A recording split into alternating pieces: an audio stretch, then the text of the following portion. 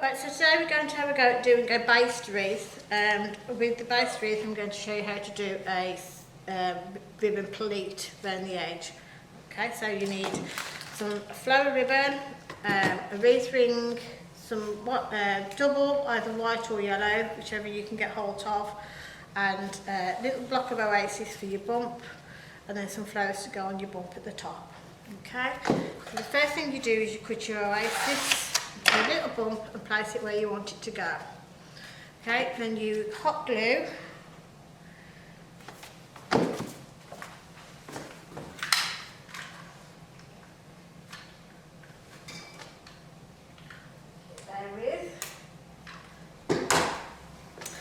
Okay, so you hot glue, put a little bit of hot glue on the bottom of your oasis and stick it to your ring. Then I always get a 71mm wire and I bend it in half, cut it to the length that I need, and then poke it through. That secures it to your wreath ring. I also then take mine on, because you can never be too safe. Okay, so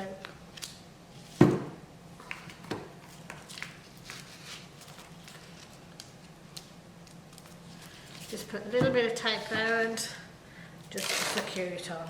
So it's your normal pot tape or oasis tape. Okay, so just underneath the ring.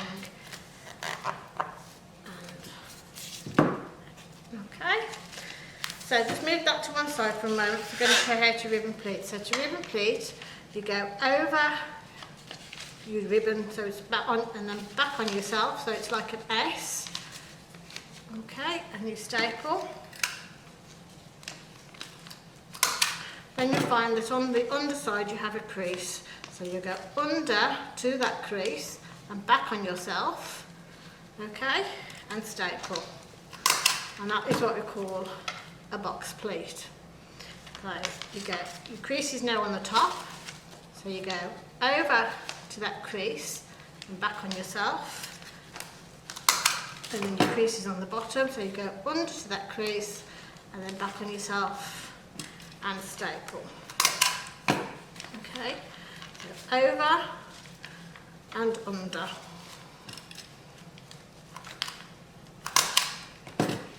Over to that crease and under. Again, if you've got a bigger ring, sort of like a 12-16 inch, you do the inside on the outside of the ring.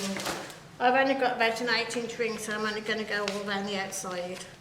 Okay, so over to the crease and then under. Over, back on yourself, under and back on yourself. So you're doing like a capital S each time.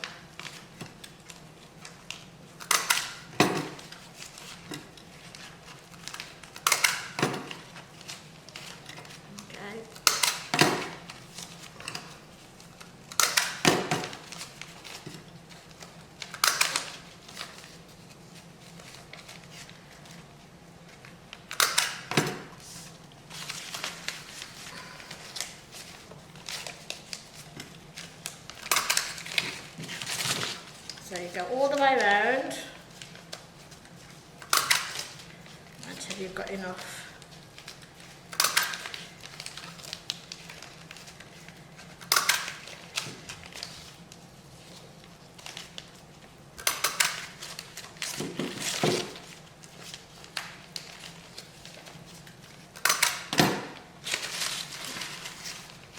Another one.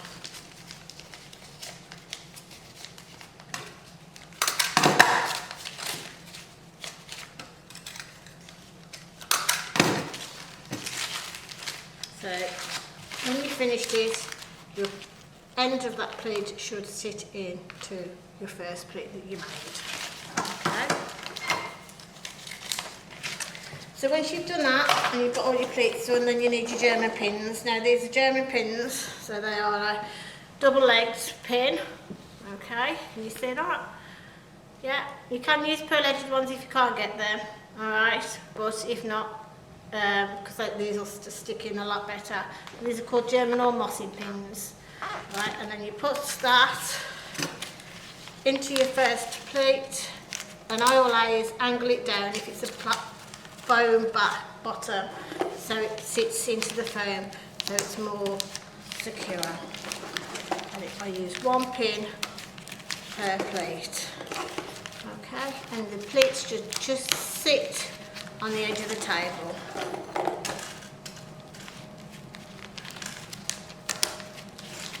I also start around by the bump as well, because obviously when you've got your flowers on, that's going to cover any mishaps or any sort of mess that you've made joining it up at the back. Okay, so all the way around. Try and get your pleats an even size if you can. Obviously if I've got more time, these would be a lot neater with the ones at the bottom are. But that comes with practice. Okay, now you can just trim the ends to allow a little bit of overlap.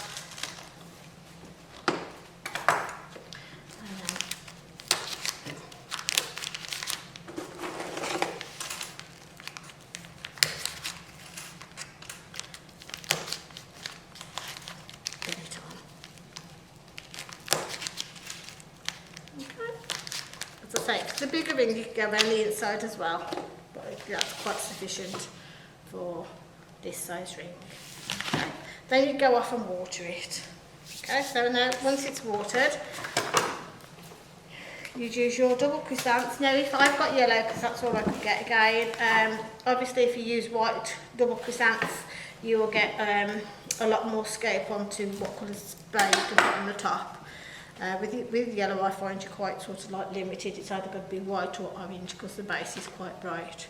But again, starting around by your bump, use your middle sized ones to go all the way around the edge, and your smaller ones, okay, to come on the inner circle. Because I haven't got the ribbon edge on the inner circle, I need to make sure that I cover my mechanics with my flowers. So I need the medium sized ones, smaller ones in the centre. Okay, and as I say, the larger ones around the edge. Now these do take up more than you would probably think. Okay, so I'll show you what I get out of one bunch. I've got 2 bunches in case I need them.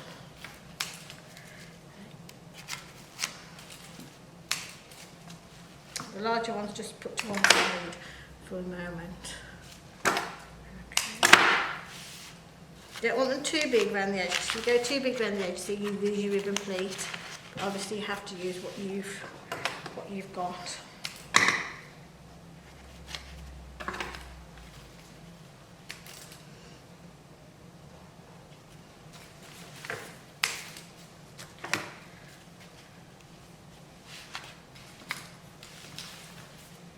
Ideally about that sort of size around the edge.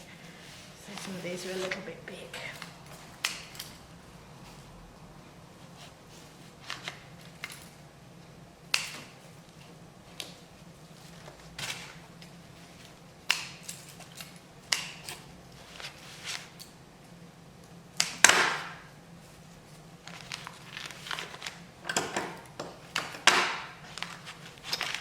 So it's like a parliament, so you've gone all the way around the outside and you've got all the way around the inside. So now you need to bring those 2 together. And what I do with that is I actually angle the chrysanthemum. So you've got one slightly at an angle that way and one slightly at an angle that way, but so that they come together. But you can see how that gives you that dome. A lot of florists will just put one quite in flat and one in flat. As you can see, that's just sort of like flattened off. So I normally angle them just slightly, so it gives you that little bit of a domed effect. Okay.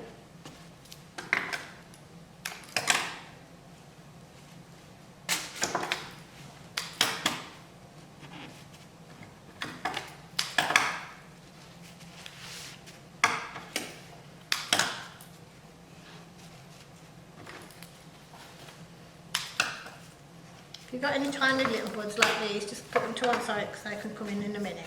So that's what I've got out of one bunch of chrysanthemums. They are quite open. Okay, so I will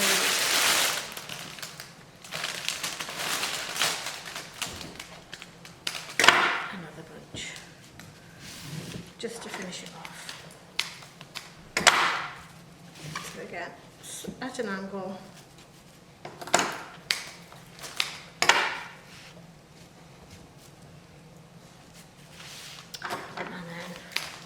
Bigger heads, just use those then to fill in.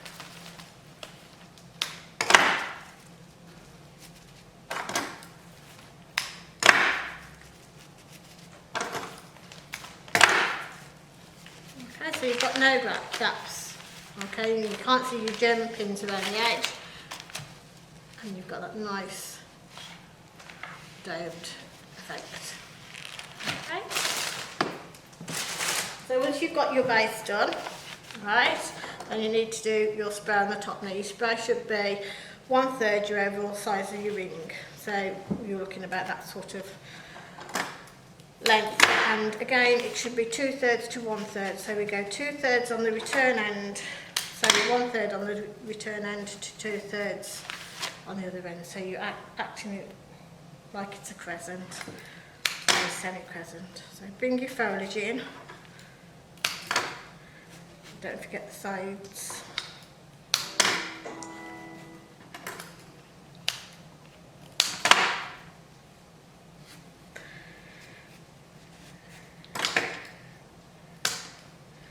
Okay, one in the middle to give you your height. Okay, and everything else you can see just sits quite flat on the top of my yellow double chrysanthemums.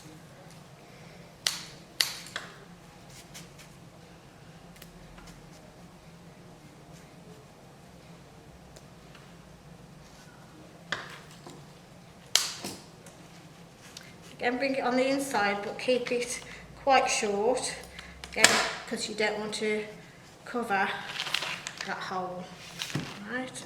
And then if you've got a different type of foliage, you can add that to it. Again, the ideal sort of foliages for this is sort of soft busk, because that gives you a nice sort of like bend. And you can fill it in for a bit of density with your leather leaf.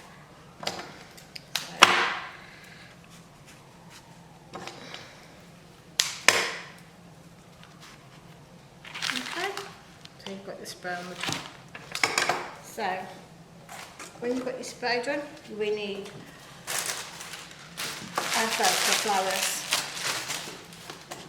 So your most open, we're going to go for roses. Most open rose would sit in the centre, and then your medium-sized rose would come round at an angle, so it sits there, and a bud again for you 1/3 to sit at the back. Okay, then your buds that we did put to one side, you add those in, and that brings your base and your arrangement together. Obviously you don't need too many in there, otherwise you won't be able to distinguish from the two, but it's nice to bring just a few of the tiny buds in, just so you've got the link between the two.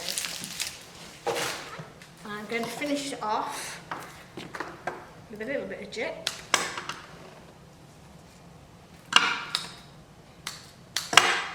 Okay, so just into your gaps, bring a little bit of chip. Make sure it goes into the oasis.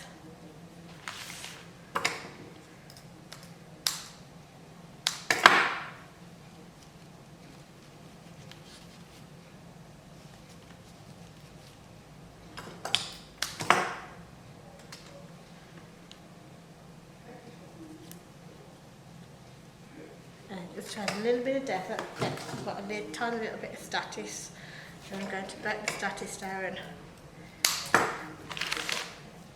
and just add that in there. This would be ideal obviously for a male funeral, because of the colours, with the blues and the yellows and the whites. Or it could be something for if you wanted like an anniversary for Easter or something like that. The colours are quite appropriate. Okay. So if you know what colour you're doing your spray on the top, you could do your ribbon edging to match. So if I was doing this, I would have probably used a white ribbon edging round, but I went for green because it's neutral, so depending on what flowers I could get, I know that anything could go with that. Okay, so there's your based wreath.